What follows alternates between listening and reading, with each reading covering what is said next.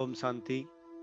आज हम 22 जनवरी 1969 की अव्यक्त मुरली लेंगे, जिसका शीर्षक है दोपहर भोग के समय वतन का समाचार।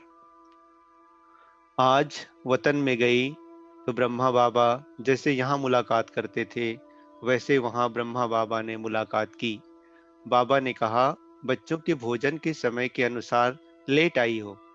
मैंने कहा, बाबा आपका तो 1 डेढ़ बजे भोजन पान करने का समय था। बाबा ने कहा, बाबा जब बच्चों के साथ भोजन खाता था, तो बच्चों के टाइम भोजन खाता था। उस टाइम से लेट आई हो। फिर बाबा ने ब्रह्मा बाबा को कहा कि ले जाओ। क्या जाकर देखा कि जैसे यहाँ ऑफिस में कुर्सी पर बाबा आकर बैठता था, पत्र लिखता था, तो वही कुर्सी, वही पैड, वही पेंसिल रखी थी। मैं तो हैरान हुई कि यह सभी चीजें वतन में कैसे आ गई। फिर बाबा ने हस्तलिखित पत्र मेरे को दिया।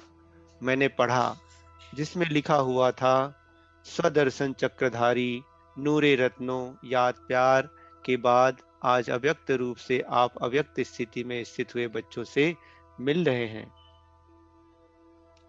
दूसरे पेज में लिखा था, बच्चे, जो बाप दादा के साकार रूप से शिक्षाएं मिली है, उसका विस्तार करते रहना।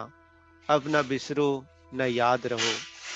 विदाई के बाद बाबा जैसे सही डालते थे, वैसे डाली हुई थी। बाबा ने कहा, हमने अपने समय पर पत्र भी लिखा, फिर भोजन के लिए इंतजार कर रहे थे। फिर तो भोजन खिलाया। कहा, भल वतन में चीजें खाते हैं, लेकिन यज्ञ के भोजन की रचना बहुत अच्छी है। फिर बाबा ने भोजन स्वीकार किया। जब हम आ रही थी, तो बाबा ने एक दृश्य दिखाया। एक सागर था, जिसमें बहुत तेज लहरें चल रही थी। बाबा ने कहा, आप इस सागर के बीच में जाओ। मैं घबराने लगी कि इतनी तेज लहरों में कैसे जाऊंगी। फिर बाबा की आज्ञा प्रमाण पांव डाला। जहां पांव रखा, वहां की लहर शांत होती गई। फिर देखा कि बाप दादा दोनों ने उसमें छोटी छोटी नावें उस सागर के बीच में डाली, लेकिन सागर की लहर आने से गायब हो गई। कोई तो लहर से इधर उधर होती रही, कोई तो जैसे थी वैसे ही रही। हम यह देखने में ही बिजी हो गई।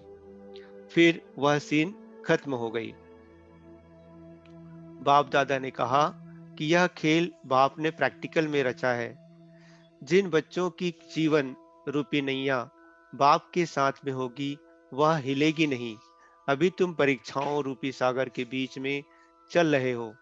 तो जिनका कनेक्शन अर्थात जिनका हाथ बाप दादा के हाथ में होगा, उनकी यह जीवन रूपी नैया न हिलेगी न डूबेगी।